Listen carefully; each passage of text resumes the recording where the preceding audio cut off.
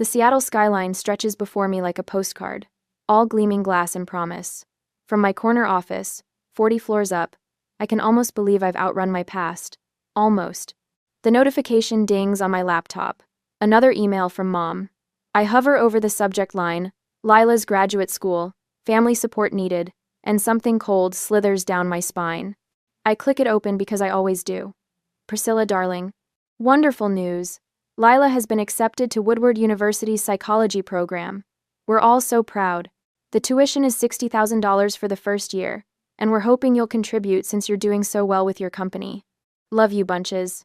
Mom. Attached is a photo. Mom, Dad, and Lila, arms linked, raising champagne glasses. Their faces glow with celebration. I wasn't invited. My hands tremble slightly as I maximize the picture. They're standing in front of the fireplace at home, the one Dad built when I was 12. The mantle still holds the same family photos, documenting a history where I was always behind the camera, never in front of it. The office around me blurs as memory pulls me backward. I was 16. Boise, Idaho, where summer heat bakes the pavement and dreams go to suffocate. For months, I'd saved my Target cashier wages, planning the smallest celebration at Alfredo's, the only Italian restaurant in our neighborhood that wasn't a chain. Nothing fancy, just pasta with my family on my birthday. The morning of, Mom called me into the kitchen. She wore that expression, mouth pinched at the corners, eyebrows raised in apology that never reached her eyes. Lila's got a cold, honey. We'll celebrate another time. I nodded because I always did. Is it bad? Just a little fever. Nothing serious, but you know how these things go. Your father and I need to stay home with her. Bother. That night, I ate a grocery store cupcake alone in my bedroom, a single candle burning down to a waxy puddle. When I checked Facebook later because punishment is a habit, Mom had posted a family photo. Family night? Taking care of our little one? Family means everything. No mention of my birthday. No mention of me. I swallow the memory and minimize the email. My office seems too bright suddenly, too exposed. Throughout high school, I worked part-time jobs while maintaining straight A's. When Mom's car broke down, I paid the repair bill. When Dad lost his job for 3 months, I covered their insurance. When Lila needed dance lessons and special shoes and summer camp, I contributed without complaint. You're the responsible one, Mom would say. You don't need the attention Lila does. And I believed her because children trust their parents to tell them the truth about who they are. Even in college, I sent money home. Each semester, I'd calculate my budget down to the penny, allocating funds for textbooks, ramen noodles, and my monthly contribution to the family. They called it giving back. I called it earning love. My graduation day at Stanford stands out like a bruise that never quite healed. 3 empty seats in the front row, marked with reserved signs I'd placed there myself. My phone buzzed 10 minutes before I walked across the stage. Sorry, sweetie. Lila had a piano competition. You're strong, you'll understand. Professor Winters found me after the ceremony, my eyes dry but burning. Your family couldn't make it? She asked, straightening the tassel on my cap. Something came up. The words tasted like metal. Their loss, she said, squeezing my shoulder. I'm proud of you. I thanked her with a voice that didn't crack, because I had years of practice. The Seattle sky has darkened while I've been lost in thought. Lights flicker on across the city, tiny constellations of other people's lives. I close my laptop without responding to Mom's email. On my desk sits a single framed photo my graduation day. If you look closely, you can see the empty chairs in the front row. I've kept it as a reminder, though of what exactly, I've never been sure, until now. I trace a finger across the glass surface, connecting dots that have always been there, waiting for me to acknowledge the pattern. When I needed them, where were they? The words fall into my empty office, quiet but firm. Rain begins to tap against my window, Seattle's constant companion. I press my palm against the glass, feeling the vibration of water striking surface. Something shifts inside me, not a dramatic break, but a subtle realignment, like a bone that's been set after years of healing wrong. This time will be different. The Facebook notification lights up my phone, like a neon sign at midnight. I swipe it open, my morning coffee turning bitter on my tongue. There they stand, Mom, Dad, and Lila posed in front of their renovated kitchen. Granite countertops gleam under pendant lights I've never seen before. Mom's caption reads, "Kitchen dreams finally come true. Blessed. Home sweet home." Something electric and sharp travels up my spine. The timestamp on the post shows yesterday, the same day she asked me for $60,000. I set my coffee down with too much force. Liquid sloshes over the edge, forming a small puddle on my glass desk. I don't wipe it away. My fingers move on their own, scrolling through her timeline. 2 months ago, Robert surprised me with an anniversary trip to France. 28 years with my best friend. Photos of the Eiffel Tower, glasses of champagne, pastries I can't pronounce. 6 months ago, new wheels for the family, God provides. Dad leaning against a midnight blue SUV, arms crossed, grinning like he just won the lottery. My breath quickens. During my senior year at Stanford, Mom called weekly about their struggling finances. Just a little help with the mortgage, Prissy. Times are tough for everyone. I sent them $800 every month while eating ramen and working 2 campus jobs. I click on Lila's profile next, something I rarely allow myself to do. Her life unfolds in filtered squares.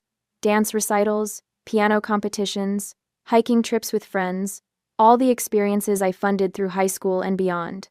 3 photos down, I stop cold. Lila and Mom, arms around each other's shoulders, standing in front of a beach house. The caption reads, "Thanks Grandma Wallace for the best gift ever. Your inheritance made this vacation possible. Blessed." Family time. Inheritance. The word pounds in my head like a hammer. No one told me about an inheritance. My hands tremble as I open my laptop and pull up the spreadsheet I've maintained since high school. Every contribution, every dollar sent home, meticulously documented, a scrolling testament to my desperation for approval. The total stares back at me, $32,417.86 over 8 years. I feel sick. The phone rings. The screen shows Aunt Martha. I almost decline, but something pulls my finger to the green button instead. "Priscilla? You there?" Her voice sounds older than I remember. "Hi, Aunt Martha. Yes, I'm here. Listen, I don't have much time. Your mother's on the warpath. She's telling everyone you've abandoned your family responsibilities." My jaw tightens. "What?" "There's a family gathering next Saturday. They're planning to discuss your..." She pauses, lowering her voice. "Selfishness." Those are Eleanor's words, not mine. I just got the email about Lila's tuition yesterday. "And you haven't answered yet? That's why she's upset. She expected you'd say yes immediately, like always." Something cold and hard forms in my chest. I see. If you don't help with Lila's school, they're saying you'll be cut off. For real this time. I almost laugh. Cut off from what, exactly? Birthday cards with no personal message? Christmas calls that last exactly 7 minutes? Thanks for the warning, Aunt Martha. After we hang up, 3 text notifications pop up from cousins I rarely speak with. Each message carries the same subtext. Why aren't you helping your family? I close my eyes, letting the rage wash through me rather than fighting it. When I open them again, I stand and walk to the file cabinet in the corner of my home office. Inside the bottom drawer, tucked beneath tax documents, sits a small wooden box. I lift the lid. Birthday cards from ages 8 through 21. Every one signed Love, Mom and Dad. No personal message, no acknowledgement of my interests or accomplishments. Beneath the cards lie bank statements. Each highlighted withdrawal represents money sent home. Each one a futile attempt to buy what should have been freely given. I sit on the floor, surrounded by paper evidence of emotional neglect. A strange calm settles over me. I've been buying love that was never for sale. The words fall into my empty apartment, sudden and true. I gather the papers, place them back in the box, and shut the lid firmly. For the first time, I see the pattern clearly. I always say yes. They always take. Nothing changes. My laptop pings with an email notification. "Marcus, my business partner. Priscilla, you okay? You missed our 9 a.m. Not like you. Call if you need anything." I check the time. 10:15. I've lost an hour to this excavation of the past. I type back, "Family stuff. Can we talk? Lunch?" His response comes immediately. "Trattoria at 12. I'll clear my afternoon if needed." Something loosens in my chest. Here is a relationship based on mutual respect, on seeing me. I open another browser tab and search graduate school tuition payment options. Articles about tax-exempt gifts directly to educational institutions fill my screen. I begin to read, making notes as I go. My phone buzzes with a text from Sarah, my closest friend from Stanford. Aunt Caroline said, "Your mom's upset about money. What's happening?" I stare at the words. Aunt Caroline. My mother's older sister who lives 2,000 miles away. Somehow this has already traveled that far.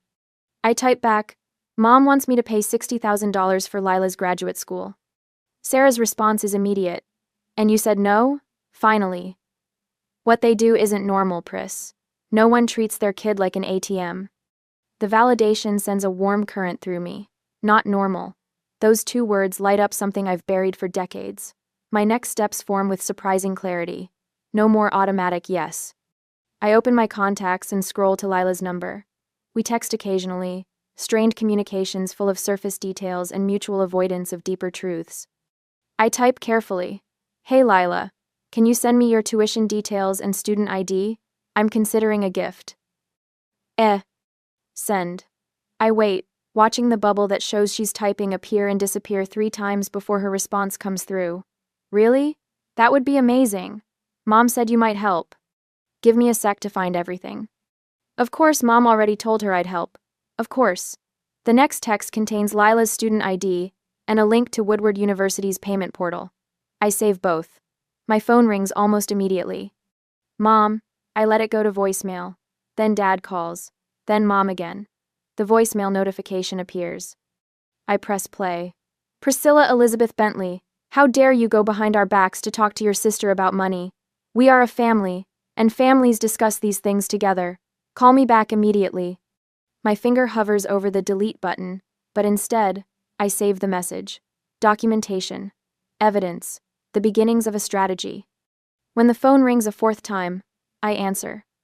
"Priscilla, what are you doing?" Mom's voice is tight with barely controlled fury. "Hello, Mom. I keep my voice even, controlled. I'm handling this my way this time." A pause. What does that mean? It means I'll be in touch. I end the call before she can respond. For the first time in my adult life, I've said no without saying the word. My hands shake, but my mind is clear. I pack up my laptop to meet Marcus. He'll help me see this objectively, without the fog of guilt and obligation. Later, I'll call Dr. Wilson, the therapist I started seeing after my company's first million. She's been gently suggesting I examine my family dynamics for months. As I lock my apartment door, my phone buzzes with another text from Lila. "Mom's really upset. What did you say to her?" I type back. "I said I'm handling things my way this time." 3 dots appear, disappear, appear again. Finally, "Oh, okay. Thanks again for considering helping with school." I step into the elevator, breathing deeply as the doors close. The air feels different somehow. Lighter. As if by changing the script, I've altered the very atmosphere around me. The boundaries of a new world are taking shape. One where I am not defined by what I give, but by what I choose. The next morning, my phone buzzes against the desk. Another notification. I don't need to look to know it's from my family. A quick glance confirms it Eleanor's latest Facebook post. Sad when success changes a person's heart toward family. Some people forget who was there when they had nothing. That. The comment section fills with sympathetic replies. "Aunt Jeanette? Some folks just get too big for their britches." Uncle Paul. "Family should always come first."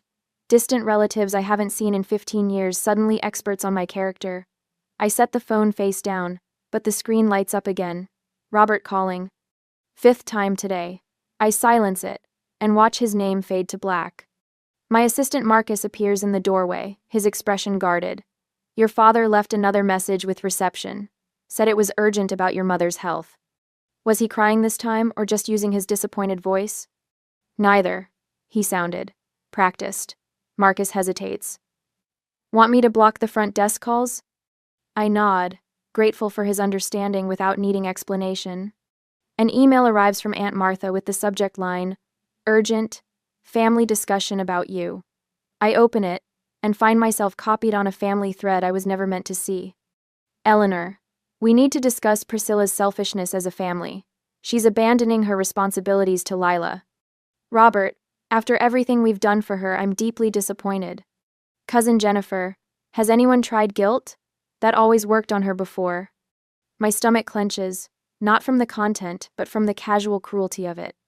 The accidental copy reveals what I've always suspected: family meetings about me, strategies for manipulation, the blueprint of my entire childhood exposed in black and white. The phone buzzes again. Lila this time.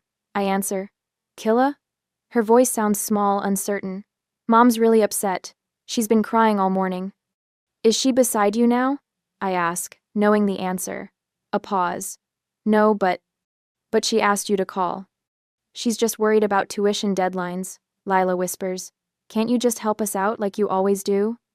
The familiar weight settles on my shoulders, the responsibility, the guilt, the expectation. But something feels different now. The weight doesn't crush me, it strengthens me. I'm helping you out, Lila, not them. After we hang up, Aunt Martha calls. Her voice carries none of the judgment from the email chain. They're turning everyone against you, Priscilla. I just thought you should know. That evening, I research options.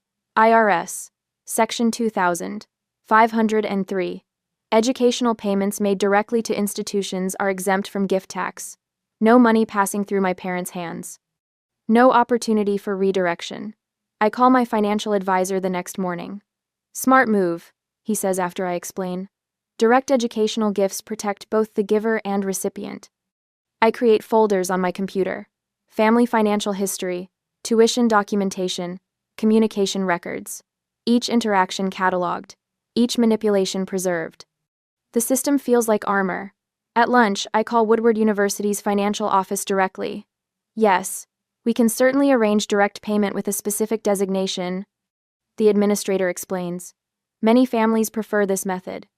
Back at my office, I stare out at the Seattle skyline, the same view that witnessed my initial shock now reflecting a new resolution. My success gives me options they don't control. The phone rings, Eleanor. I answer on speaker, setting my recording app to capture the call after the legal notification beep. This call is being recorded, I state. What? Why would you? Eleanor's voice shifts instantly from accusation to hurt. Priscilla, honey, why are you doing this to us?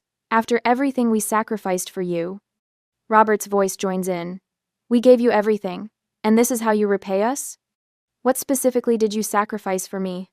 My voice remains steady. My 16th birthday party that was canceled for Lila's cold? My high school graduation you missed for her recital? Or maybe my college graduation where I saved seats in the front row and you never showed? The silence stretches across 3,000 miles. That's not fair, Eleanor finally says, her voice dropping into the wounded mother tone I've heard since childhood. You know your sister needed us more. I needed you too. You're breaking your father's heart, Eleanor says, tears evident in her trembling voice. Is that what you want? A month ago, those words would have shattered my resolve. Now they strengthen it. I can love you without being manipulated by you, I say quietly. I'll help with Lila's education, but on my terms. After I hang up, Marcus brings me coffee. Your mother called since she wanted to come by. I told her you were in meetings all day. Did she believe you? Doesn't matter. I wouldn't let her past reception if she came back with a SWAT team. Sarah texts offering her guest room for the weekend. Distance helps clarity, she writes. My therapist emails techniques for maintaining boundaries during conflict. A colleague stops by my office to share her own family estrangement story, making me feel less alone. That night, Lila sends the university payment portal information. Mom wanted me to ask for a check instead, she admits. They said the money could help with more than just tuition. What do you mean? Her response takes almost 10 minutes. They want to finish the kitchen renovation. They said you wouldn't know the difference, and the money would still help me eventually. The betrayal burns cold, then hot. Lila, I'm paying your tuition directly to the university, nothing else. They'll be furious, she whispers. With me, not you, I assure her. I'm making sure your education is secure. I spend the evening documenting everything, creating a journal of family patterns, saving emails in organized folders, recording legally notified phone conversations, organizing past financial support records. Each piece builds a fortress against denial. The university paperwork requires only a few fields. My information, Lila's student ID, payment amount, and designation instructions. I type carefully, $60,000 for tuition only. No third-party access or redirection permitted. My finger hovers over the submit payment button, trembling slightly. The screen glows in my darkened apartment, illuminating the choice before me. 22 years of trained compliance battles against newfound clarity. Am I ready for what comes next? I whisper to the empty room. The answer comes in the steady rhythm of my heartbeat, no longer racing with anxiety but strong with conviction. I press submit. The screen flashes, payment processing. And for the first time in my adult life, I feel truly free. My phone chirps with the university's confirmation email. Payment received. Tuition-only designation. The words glow on my screen like a shield, protecting both Lila's education and my sanity. I exhale slowly, watching Seattle's morning fog roll between skyscrapers outside my office window. For once, I've protected myself first. The tranquility lasts exactly 27 minutes. Priscilla. Eleanor's voice slices through my speakerphone, pitched somewhere between accusation and panic. The university says you've already paid Lila's tuition directly. I tap my pen against my notepad, steady as a metronome. That's correct. Why would you do that without telling us? They won't let us access any of it. Her words tumble faster. There's the housing deposit, textbooks, her car insurance. The payment covers tuition only, Mom. That's what you asked for in your email. A silence stretches between us, thin and sharp as fishing line. Then Robert's voice joins the call. Of course he's there too. Priscilla, after raising you to put family first. He pauses, voice thickening with practiced disappointment. Why didn't you trust us to handle this? My fingers trace the edge of my desk, memorizing its smooth contour. I trust education. The money is exactly where it belongs. Eleanor recovers quickly. We're having a family meeting this weekend. Everyone's concerned about your attitude lately. Aunt Judy, Uncle Tom, even Grandma Verna. The old Priscilla would have flinched at the thought of disappointing Grandma Verna. The new one checks her calendar instead. I have prior commitments, I say, voice level, but I appreciate your concern. You've always made time for family before, Robert says, the accusation unmistakable. Things change. Later that evening, I draft an email to the extended family, fingers hovering over the keyboard before committing to each sentence. To clarify recent discussions about Lila's education. 1. I've paid Lila's full tuition directly to Woodward University. 2. The payment is specifically designated for educational expenses only. 3. I will not be attending this weekend's gathering but remain available by phone Tuesday evenings between 7-8 p.m. Regards, Priscilla. No justification, no defense, just facts. The next morning, Marcus drops by my office, closing the door behind him. His 6'3" frame somehow makes the space feel safer rather than smaller. Your mother called the office line twice yesterday after you left, he says. I'm sorry. Don't be. Lisa screened her beautifully. He settles into the chair across from me. You holding up okay? I nod, then reconsider. Actually, I've been thinking about why they're like this. My parents grew up during the oil crisis, watched their own parents struggle financially. Understanding them doesn't mean you have to keep playing their game. Marcus says. I know, but seeing the pattern helps me stop taking it personally. I straighten a stack of papers on my desk. Still hurts, though. Growth usually does. My phone buzzes with a notification. A voicemail from Eleanor, her voice pitched to carry through walls. The university won't even speak to us. What kind of daughter blocks her parents from helping their own child? After everything we've sacrificed? I save the message without deleting it. Evidence, not emotional anchor. Robert's email arrives an hour later. You've stolen a family opportunity to support Lila together. Your success was meant to lift all of us. Success they never contributed to. Graduation they never attended. Dreams they never acknowledged. My phone pings with a text from Lila. You made Mom cry. I don't want your money. The words sting, but I recognize the script. How many times had I rejected something I desperately needed because accepting it meant acknowledging I'd been wronged? The social media barrage starts Saturday. Cousin Beth. Money really changes people. Uncle Tom. Some folks forget where they came from. Small caliber bullets, designed to wound pride rather than kill relationship. I turn off notifications and head to Sarah's apartment, where actual friends await with wine and perspective. She opens her door with an understanding smile. The tribunal convening without the accused? she asks, taking my coat. Apparently, I've been tried and convicted of independent thinking. Sarah's apartment buzzes with voices: our college friend Diego, my work colleague Vanessa, and Dr. Wilson, who technically shouldn't socialize with clients, but made an exception for what she called a boundary celebration. To Priscilla, Diego raises his glass, who finally learned that family doesn't mean financing. We laugh, and something loosens in my chest. Here, nobody's measuring my worth by my wallet. On Monday, a formal letter arrives from Woodward University. Dean Harrison personally thanks me for my generous support of academic excellence. I trace the embossed letterhead, imagining Leela walking those hallways, learning to help others navigate their own family mazes. The call from Aunt Martha comes Wednesday morning, catching me during a rare coffee break. I spoke with your mother yesterday, she says, voice lowered, though she lives alone. She claimed you refused to help Lila at all until I mentioned I'd seen the tuition receipt. What did she say then? Change the subject faster than a politician caught with his pants down. Martha chuckles. I'm starting to see what's really happening here. A small victory, but significant. The first family member to question the narrative. The weeks blur together. Sarah hosts dinners. Dr. Wilson helps me recognize guilt without surrendering to it. Marcus shares stories about his own financial boundaries with siblings. Slowly, these connections fill spaces that obligation once occupied. Friday evening, my phone rings with Lila's number. I answer before I can overthink it. Priscilla? Her voice sounds smaller than usual. Can I ask you something? Of course. Why did you specify tuition only on the payment? The question I've been waiting for. What did Mom and Dad tell you? A pause. That you didn't trust them. Her silence answers before her words do.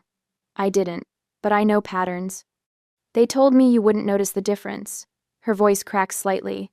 They've done this before, haven't they? Many times.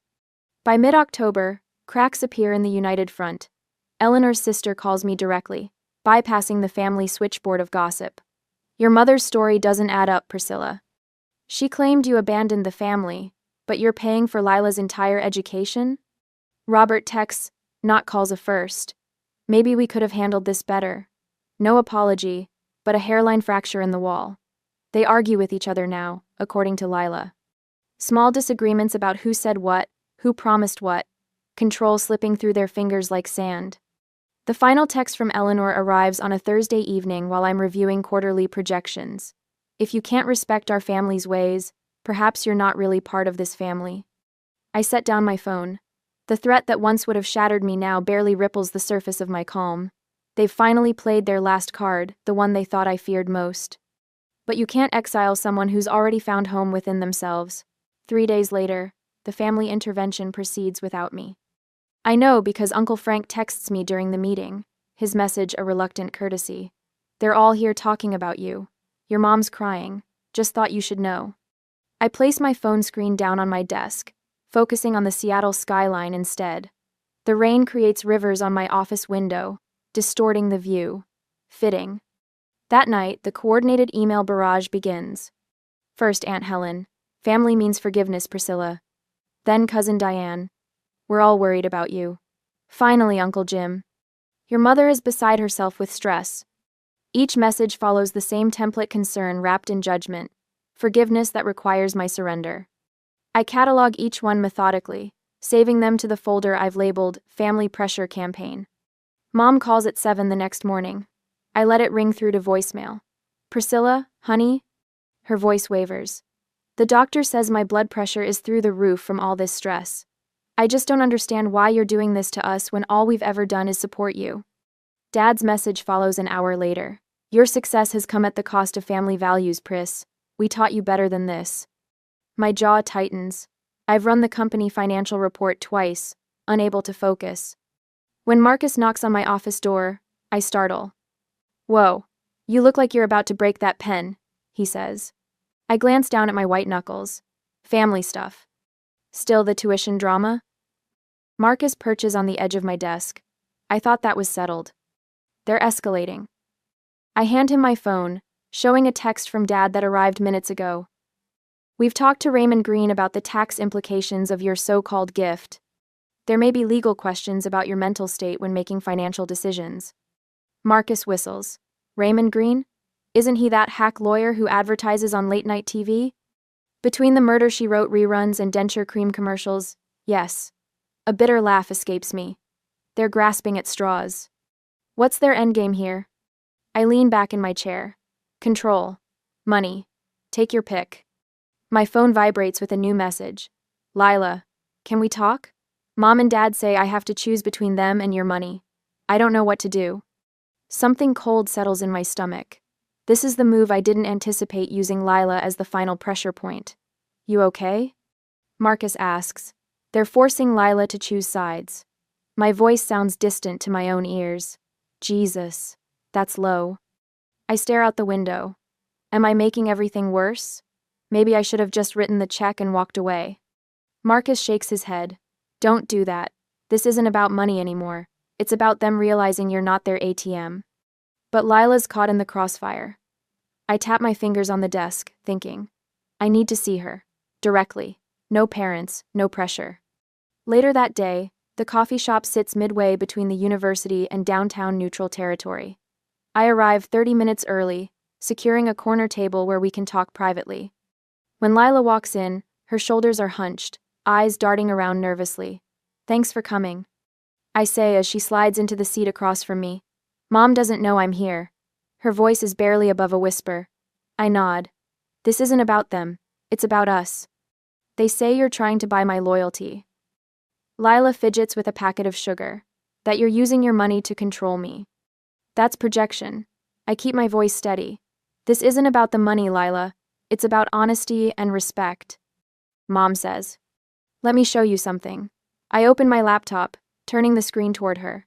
These are my calendars from high school through college. The highlighted dates are important events in my life: birthdays, graduations, academic competitions. Lila leans forward, squinting at the screen. The red X marks show which ones Mom and Dad missed. I scroll through years of calendars, a sea of red marks. Every science fair, my Stanford graduation, my company launch. But they always said you were the independent one. Lila murmurs. Now look at your calendar. I click to a different file. Your piano recitals, your spelling bee, your dance competitions. Notice something? Her eyes widen. They were at all of mine. Every single one. I swallow hard. And I don't begrudge you that. You deserved their support. But so did I. Lila's eyes fill with tears. I didn't know. There's more. I pull out a folder with bank statements.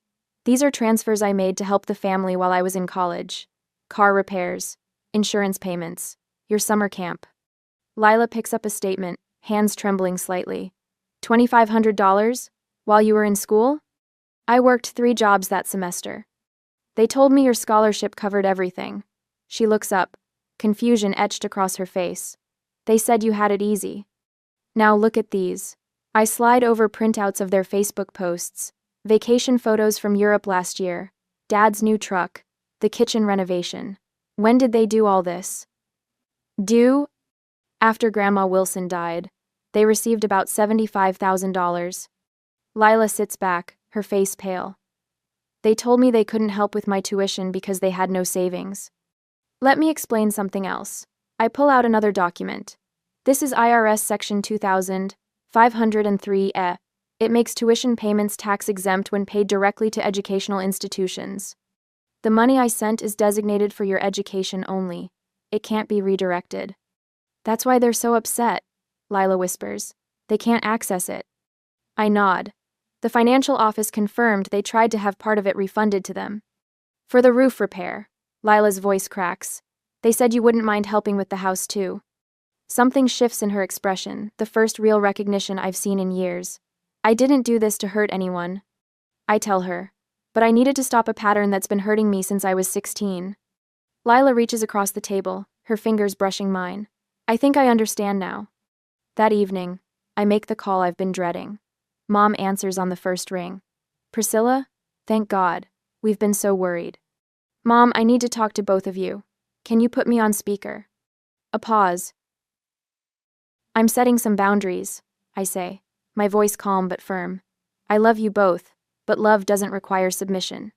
Now listen here. Dad begins. No, You listen. My voice doesn't waver. I've documented everything: the missed events, the financial support I provided, the inheritance you received while claiming poverty. I've shared it all with Lila. Silence stretches between us. I won't engage with manipulation anymore. I won't respond to group emails about my character. I won't defend my choices to the extended family. You can't just, Mom starts. I can. And I have. I take a deep breath. My relationship with Lila is separate from my relationship with you. That's non-negotiable. More silence. Then Dad's voice, smaller than I've ever heard it. Maybe we've taken you for granted. The words sound dragged from somewhere painful. Mom makes a choked sound. If you want to rebuild our relationship, it starts with respect, I continue. Not obligations, not guilt, not money. I end the call before they can respond. My hands aren't shaking anymore. The Seattle skyline glitters with possibility against the October sunset. From my balcony at South Lake Union, the city spreads before me like an affirmation.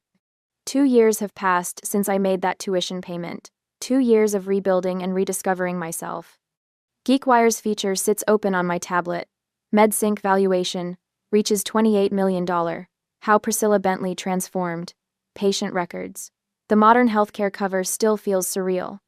Success tastes different now, less like validation and more like vindication. My apartment reflects the change. Gone is the sterile minimalism that once mirrored my emotional barricade. Now warm textiles in rich burgundy drape across my sofa. Photographs of friends line the hallway, and fresh flowers brighten the kitchen counter. Light pours through uncovered windows I no longer hide behind. The phone rings. Lila's name appears on the screen. Our monthly calls have become a ritual neither of us expected. My finger hesitates for only a moment before answering. How's my favorite counselor? I ask. Exhausted, Lila laughs. First-year clients think I have all the answers. Welcome to adulthood.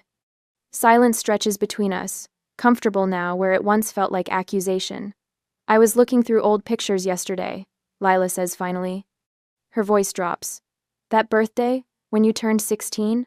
I remember Mom telling me you were fine with staying home because I had a cold. My chest tightens, then releases. The memory no longer cuts as it once did. I used to think you were cold. Lila continues. But now that I'm paying my own bills, facing my own choices, I get it, Pris. I finally get it. Get what? I ask, though I already know. How much you gave up, how much they asked of you. She pauses. How much I benefited without even knowing. The weight of her words settles around me like a familiar coat I no longer need to wear. I hope I can be like you someday, she whispers. For the first time, her words feel like recognition, not obligation. Later that evening, I host my own birthday dinner. The table fills with faces that weren't there during those empty childhood celebrations. Marcus raising a glass to courage without bitterness. Sarah, who flew across the country just to be here. Colleagues who've become confidants. To boundaries. Marcus toasts, his eyes meeting mine with understanding. Candles flicker on the cake they've brought, not a desperate, solitary flame in a darkened bedroom, but a constellation of light surrounded by genuine affection. The following week, I stand on the TEDx Seattle stage. Emotional boundaries in family relationships wasn't the talk I imagined giving when I built my company, but it's become the legacy I'm proudest of. The price of peace isn't silence, I tell the audience. It's the courage to speak truth without expecting others to hear it. A young developer approaches me after my presentation, her eyes reflecting the same hunger for validation I once knew intimately. My parents think my success belongs to them. She admits. How did you find answers? I smile, recognizing my former self. Some questions don't need answers anymore because peace is the answer. That night, cleaning out old email drafts, I find one from 16 years ago. The subject line, birthday dinner cancellation. The first line reads, Dear Mom, I just wanted to ask, did you forget my birthday? I press delete without reading further. Some questions have lost their power to wound. Mom and Dad still send occasional holiday messages. Brief, civil exchanges that acknowledge our shared history without pretending the wounds never happened. I no longer measure my worth by their response. The sunset bathes my balcony in amber light when my phone chimes with a text from Lila. Still on for sister dinner next Tuesday? I type back without hesitation, looking forward to it. In my journal later, I write the truth it took me decades to learn. Family isn't always who you're born to. Sometimes it's who sees you clearly when others look away. The greatest gift wasn't what I gave Lila. It was giving myself permission to be valued.